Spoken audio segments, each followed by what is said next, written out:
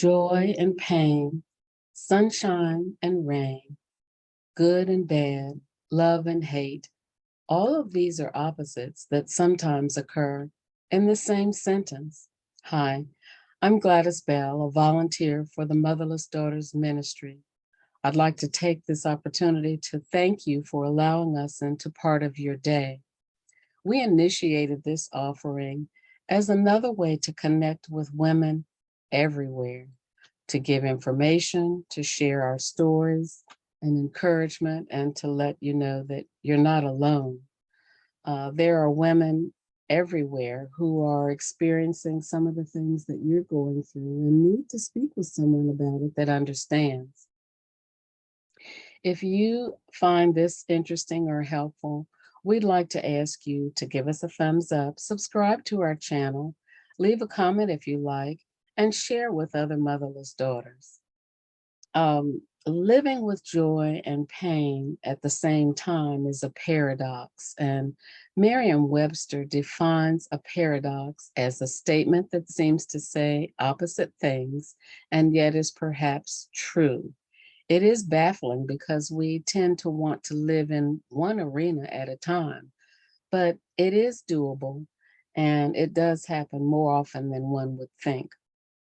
Let me insert right here that the Motherless Daughters Ministry community is a unique environment that was designed to be safe for healing.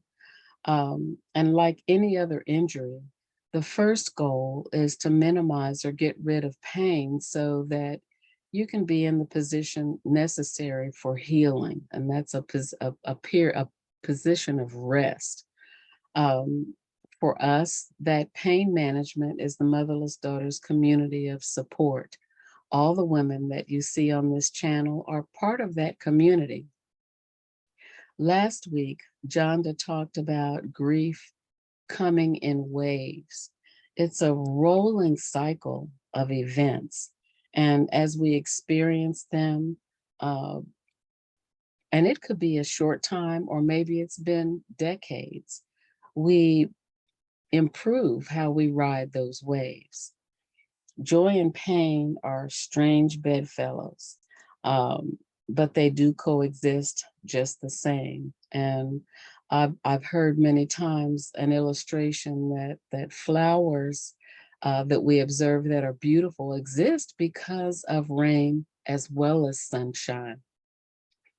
And just so, heavy grief is the price for great love. Now, we know that every grief journey is unique and sometimes born out of great love, but not always. Sometimes it's born out of great pain. But even in great pain, flowers grow. Sometimes those flowers are teachers, they may be neighbors, they may be church members who provided nurturing that was needed. The only illustration that's reliable that I can give you is from my personal experience. So today I'm just going to crack the door open a little bit on another part of my experience. For those of you just meeting me, my mother loss is 17 years old.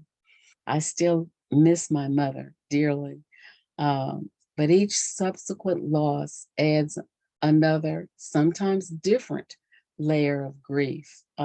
Among other losses, the most recent and most devastating was my daughter 2 years ago. The last year of her life was spent with us, so everything around me is a trigger for my grief.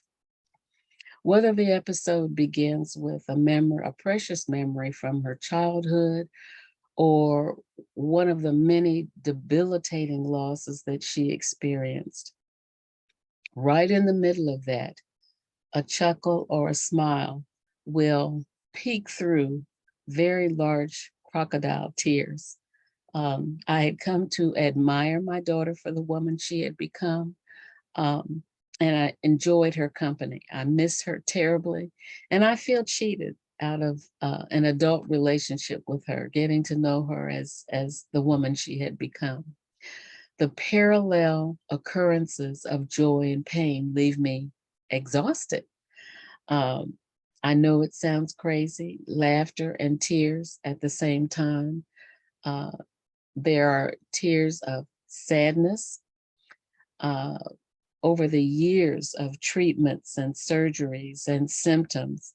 And there are tears of joy and gratitude for the immense joy that she brought into my life. Another Christian writer spoke about that as joyful thanks in the midst of grief.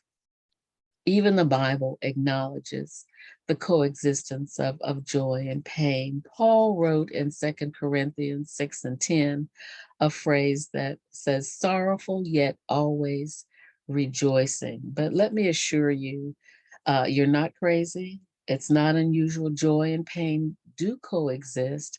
It's part of the recipe of life. It's part of the journey. I've been told that over time, the precious memories will overtake the more difficult ones. Time will tell. There are more years behind me than there are ahead of me. And the Bible speaks of that in Psalm 37 and 25. It says, I have been young and now I'm old. Yet have I not seen the righteous forsaken, nor his seed begging bread. Having joy as a Christian does not mean that we won't experience pain. Pain brings tears, and tears are okay. There's nothing wrong with that. A blog I read by a young lady named Danielle Laporte quoted her as saying, the light of joy can shine gently into the shadows of our sadness, helping us find pockets of positive reflections to sustain us and move us forward. God, bring to our remembrance the positive reflections that will sustain us in the time of our need. May God bless you today, and please remember, you are not alone.